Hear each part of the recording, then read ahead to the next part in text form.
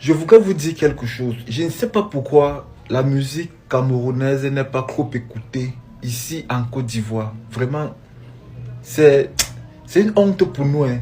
Je vous assure, c'est une honte pour nous en tant que Camerounais. Notre musique n'est pas trop écoutée ici. Hein. Les seuls sons que j'ai déjà écoutés ici dans les boîtes de nuit. Vous savez, parfois je pars en boîte de nuit pour essayer de me détendre et tout et tout. C'est pas mon travail. Parfois, pas juste passer les bons moments et tout et tout. Alors, cela a fait en sorte que je constate que les sons camerounais ne sont pas trop joués ici en Côte d'Ivoire. Les seuls sons camerounais que moi j'ai déjà écoutés jouer dans les boîtes de nuit ici en Côte d'Ivoire sont nos sons qui ont percé dans les années peut-être 2000, c'était comme 2015 comme ça là. Donc ça fait 10 ans aujourd'hui que les sons là ont percé. Même comme ça, on continue à les jouer ici en Côte d'Ivoire. Quels sont ces sons alors? Le tout premier son, c'est Franco. Dans toutes les boîtes de nuit ici en Côte d'Ivoire, tu vas partir. Quand on essaye de mettre la musique camerounaise, on met toujours Franco avec son Collé la Petite. Un seul son de Franco. Depuis peut-être 10 ans aujourd'hui. Le deuxième son, c'est Malox. Ça sort comme ça sort. Ça sort comme ça sort. Le troisième son, c'est Kossi. Avec en fait le featuring qu'il a fait dernièrement avec KS Bloom. Nous tous nous sommes étrangers dans tout un pays. Voilà 3 sons qu'on écoute ici en Côte d'Ivoire. On dit que non, le Cameroun est une grande nation. Vraiment nos artistes camerounais là. Ça vous fait pas honte les gars? Ça ne vous fait pas honte? En Côte d'Ivoire vos sons ne sont pas joués. Seulement 3 artistes et les anciens succès même. Les anciens succès. Voilà. Ce que vous avez à faire, chers artistes camerounais, prenez notre musique camerounaise au sérieux. Faites-vous jouer à l'international. Faites en sorte que vos sons soient joués à l'international. J'écoute les sons togolais joués ici, là, en Côte d'Ivoire. J'écoute les sons ghanéens joués ici en Côte d'Ivoire. Les sons nigériens joués ici en Côte d'Ivoire. Mais pourquoi pas nous? On a seulement les anciens succès. Un seul son de Malox. Dans toutes les boîtes de nuit, je pars. Un seul son de Franco. Ténor, alors on n'en parle pas. La musique de ténor ne joue pas dans les boîtes de nuit ici. On n'écoute pas du ténor dans les boîtes de nuit ici en Côte d'Ivoire. Vraiment, prenez notre musique au sérieux les gars. Le mbolé même, on ne joue pas le mbolé ici en Côte d'Ivoire. Ah. Où ce frère est là, il est en Côte d'Ivoire actuellement. Et depuis qu'il est là-bas, il fait des vidéos. Il nous présente les réalités. Il nous présente les réalités. Mais vous allez voir en commentaire, ses propres frères camerounais viennent l'insulter en disant qu'il dénigre son pays. Et pourtant, il est juste émerveillé de voir comment ailleurs ça se développe. Et pourtant, dans son pays, on a les mêmes richesses, les mêmes ressources, les mêmes matières premières. Mais on a juste le manque de volonté et d'engagement. Et honnêtement, c'est dommage. Voilà ça qu'en Côte d'Ivoire, les artistes aujourd'hui vivent bien.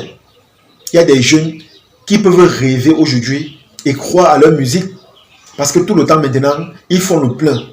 Ils remplissent le palais de la culture. Mais ici, là, chez nous, à part le palais des sports, on a encore quoi? Mais vous allez voir que dans presque toutes les villes, il y a les stades de football. Il y a les stades. Une façon de nous dire que on accorde beaucoup plus d'importance au football. Mais en ce qui concerne la culture, la musique, on ne gère pas. Et renseignez-vous les amis, combien coûte un stade de football? Renseignez-vous sur le budget. Ici au Cameroun, on a les stades, on a même les endroits d'entraînement. On a dépensé des milliards pour ça. Mais le palais des sports, c'est le seul endroit où on fait des concerts. Et je vous assure, c'est tellement dommage. Normalement, dans chaque région, on devait avoir des palais de sport. Et bien dans chaque région. Là, ça fera en sorte que les jeunes dorénavant vont pouvoir vivre décemment de leur musique. Ils vont pouvoir s'investir encore plus. Parce qu'actuellement, ils sont talentueux, mais ils sont découragés ou encore démoralisés. Parce qu'on ne les soutient pas.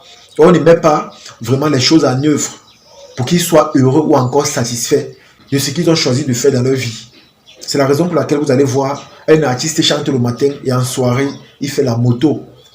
Parce qu'il est conscient que la musique, c'est juste une passion, mais il ne peut pas vivre décemment de cela. Et je vous assure, c'est tellement dommage. Mais quand on voit les réalisations en Côte d'Ivoire, on voit leur engagement, leur volonté.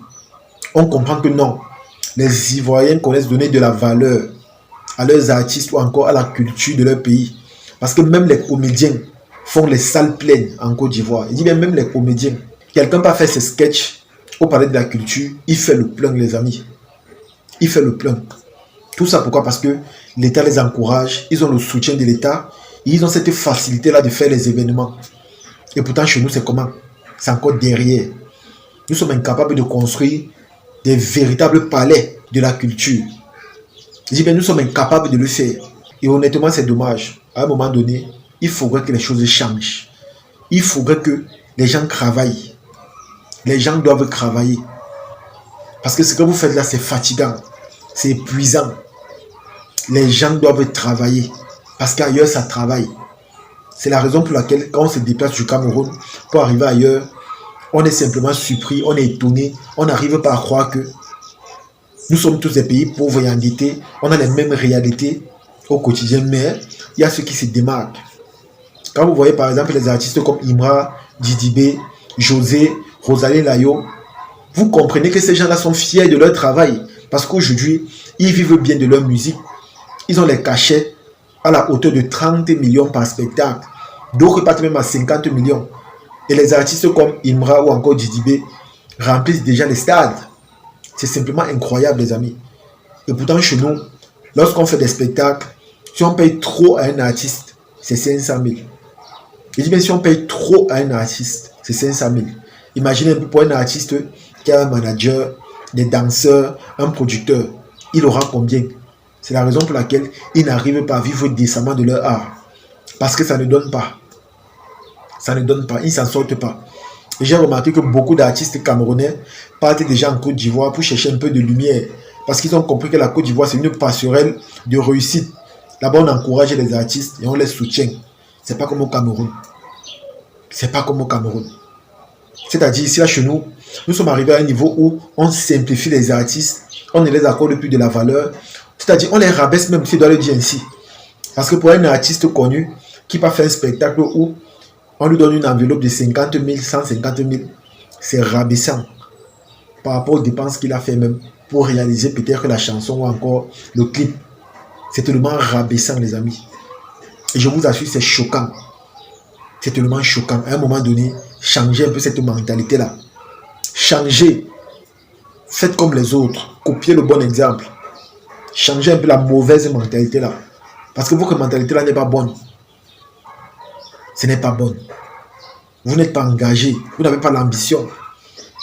Tout ce qui vous intéresse, c'est votre bien-être personnel ou encore cette volonté-là à vouloir manger tout seul. Et pourtant, il y a d'autres qui sont ce qu'on appelle des ambassadeurs de la culture à l'extérieur. On ne les accorde pas de la valeur ou encore de l'importance. Mais après, quand ils vont changer de nationalité pour aller représenter un autre pays, vous allez commencer à dire qu'ils sont ingrats, qu'ils ne sont pas patriotes, qu'ils ne sont pas reconnaissants. Et je vous assure, c'est tellement choquant. Donc je pense qu'à un moment donné, il faudrait vraiment changer les choses. En tout cas, les amis, c'est ici que se termine cette vidéo. J'espère que vous avez aimé, j'espère que vous avez apprécié. Comme ce frère Camerounais a dit, honnêtement, nous sommes capables de faire des choses comme ça. Mais le problème, c'est le manque de volonté. On néglige certains secteurs et on accorde de l'importance à d'autres. Et pourtant, ce n'est pas bon. Vu que les artistes en général sont les ambassadeurs de la culture de chaque pays à l'extérieur. Donc, c'est à travers leur musique que non seulement on découvre votre pays, mais aussi qu'on accorde de la valeur ou encore de l'importance à votre pays. Mais quand vous les négligez, ça va donner quoi? Eux-mêmes, ils vont faire le travail comment? Donc je pense qu'à un moment donné, les choses doivent changer. On doit accorder de la valeur aux artistes. On doit les donner de l'importance. Car c'est vraiment important pour eux-mêmes. C'est de ça qu'il s'agit. En tout cas, partagez cette vidéo au maximum et on se dit à la prochaine. Ciao.